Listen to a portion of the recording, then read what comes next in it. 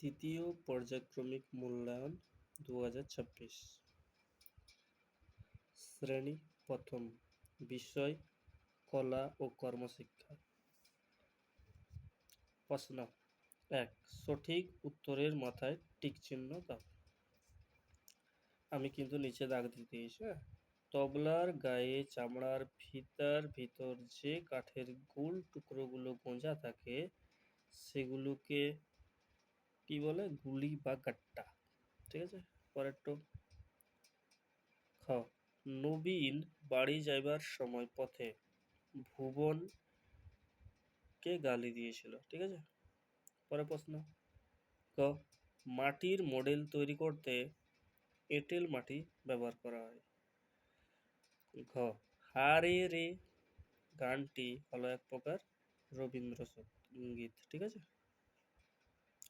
ও, চালাক ইঁদুর গল্পের রচয়িতা হলেন ঈশ্বরচন্দ্র বিদ্যাসাগর। ঠিক আছে, নিচে এগুলা ড্যাশ পূরণ মোটে 2 দাগে। ক, বৃত্ত আঁকতে বক্র রেখাংশ ব্যবহার করতে হবে। ঠিক আছে। খ, তবলার চামড়া ঠিক মাঝখানে যে কালো গোল দাগ থাকে তাকে গাব বলে।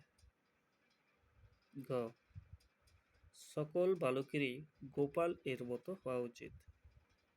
ঘ, বাটি প্রস্তুতির সময় বাটিকে চটচটে ও শক্ত করতে পাঠের কুচি মেশানো হয়।